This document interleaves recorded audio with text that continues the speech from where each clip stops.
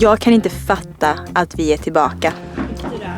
Alltså vi skulle inte ens börja med svensk YouTube igen och här bara är vi och vill köra järnet och är skittaggade. Men den här gången är saker och ting väldigt, väldigt, väldigt annorlunda.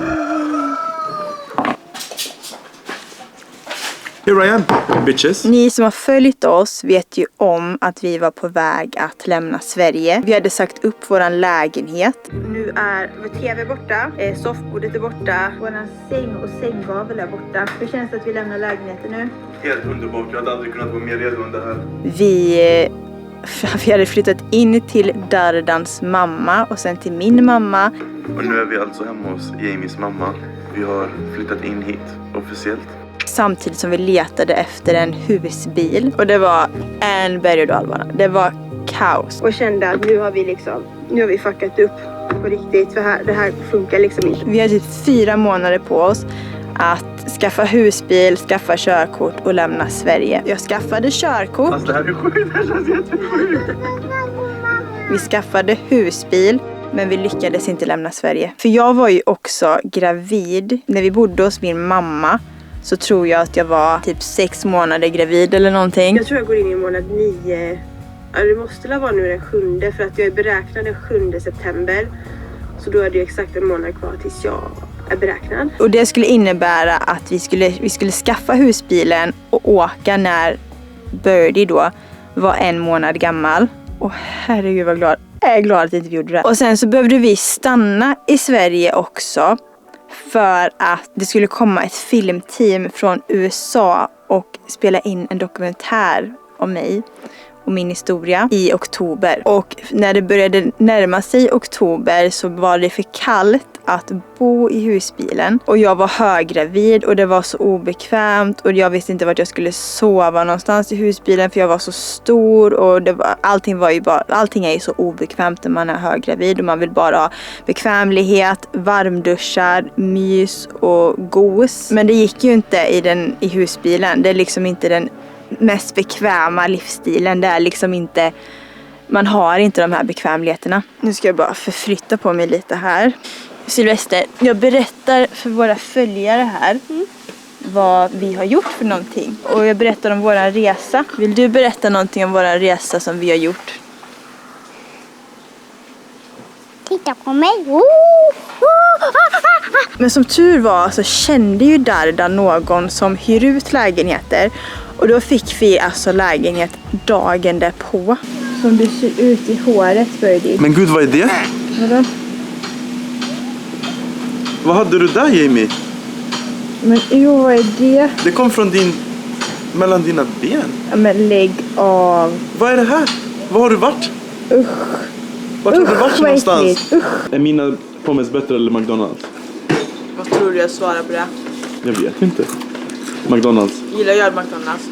Jag vet inte. Men McDonalds är ju kända för att ha de godaste pommesen. Men vad tycker du? Du. Tycker du ja? Ja. Hur känns det att bo här, Jamie? För jävligt. Förfärligt. Ja.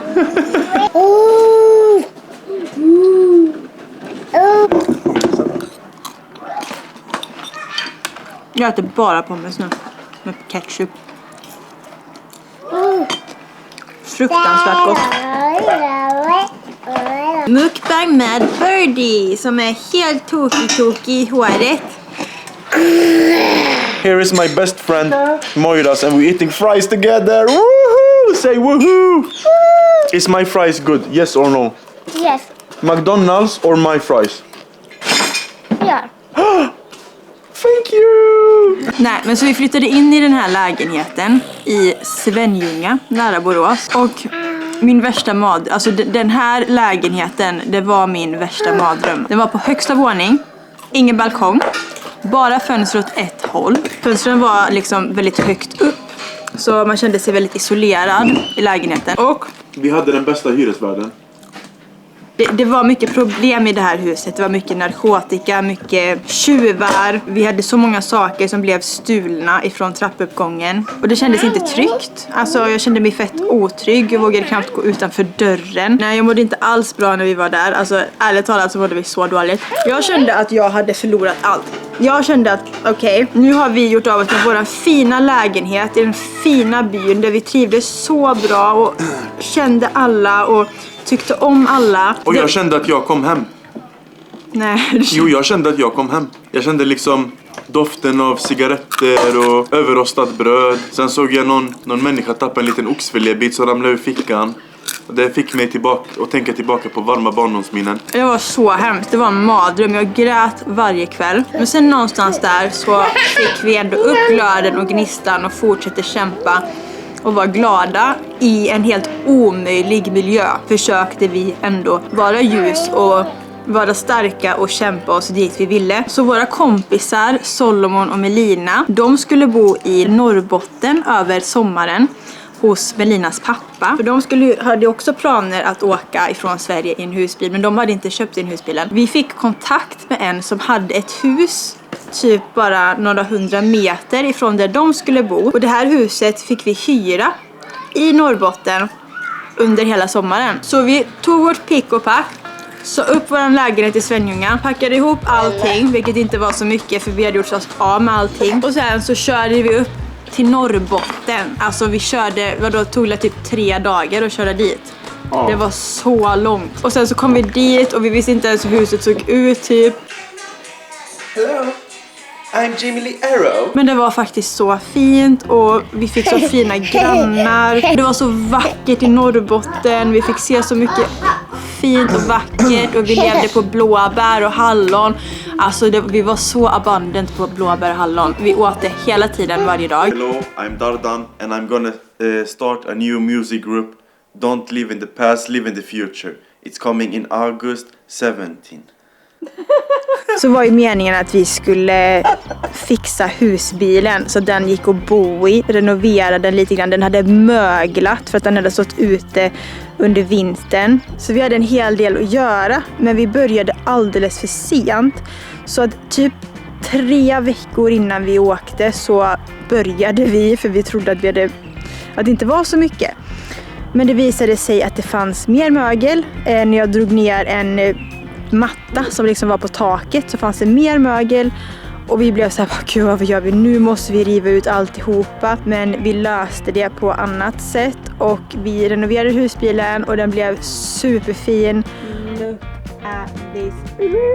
Och sen så började vi åka neråt i landet igen där vi bland annat satte in våran toalett. I'm gonna taking a shit on the toilet. För att vi hade inte haft en toalett i husbilen innan. Så ni kan ju tänka er hur problematiskt det var att inte ha en toalett. Vi har en del roliga kisshistorier. Do you want to tell them what you do with your number 1? Yeah, and you pee in the...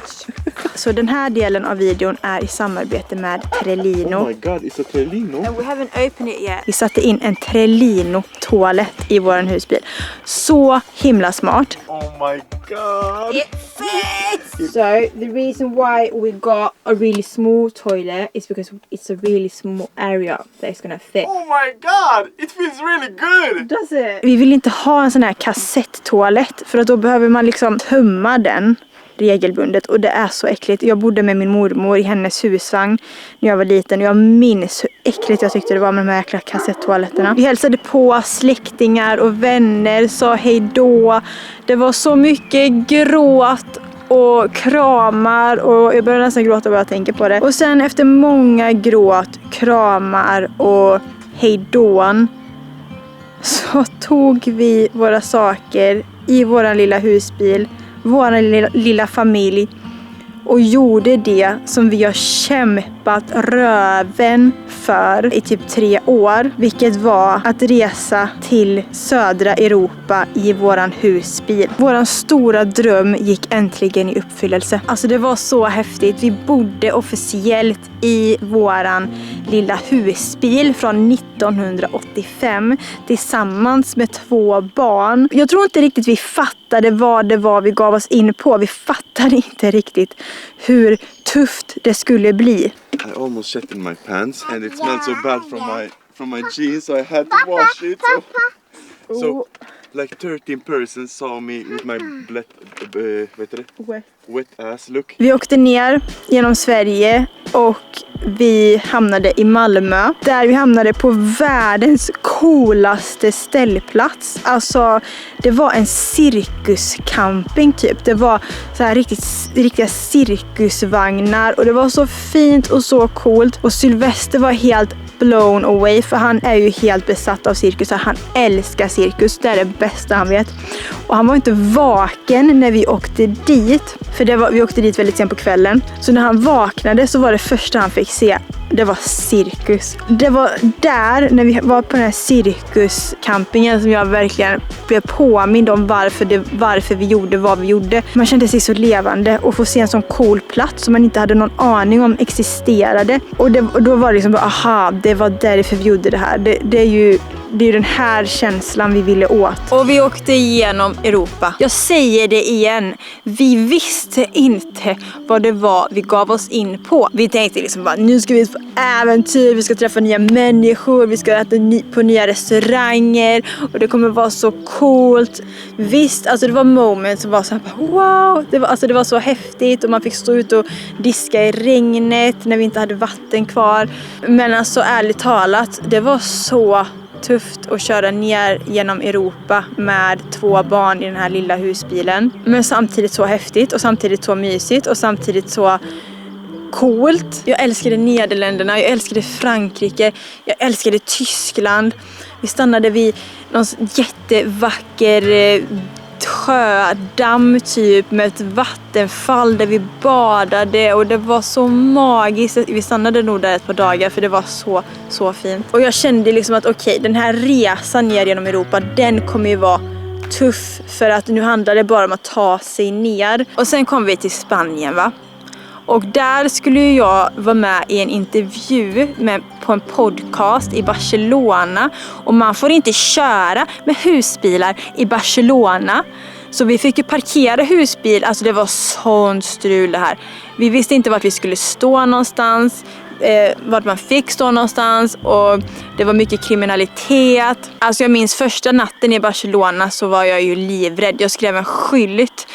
Typ kids sleeping in the car eller någonting. För att tjuvar och grejer som gick förbi skulle läsa den och kanske avstå att göra inbrott i våran husbil. Ja, men det var ett sånt äventyr och det var så läskigt och så, alltså allt är typ som en stor dimma för mig för det var så läskigt alltihopa och så nytt och så främmande. Jag har ju aldrig varit utomlands på det här sättet förut. Jag har varit i England liksom, men aldrig något så varmt land och kört hela vägen. Jag körde hela vägen själv också för där den har inte körkort än. Och sen kom vi äntligen ner till Portugal där vi först hängde en del med Solomon och Melina och deras familj. Men nu har vi liksom varit själva i typ 6 månader. Vi har bott i Portugal i 6 månader. Och nu vill vi ta med er på våra resa. Nu känner vi liksom att nu har vi landat. Vi är redo att ta med er på resan igen. Och vi är så taggade på att ta med er. Det blir typ ännu mer roligt när ni är med på något sätt. Så det här var som en storytime om när vi tog oss från Sverige.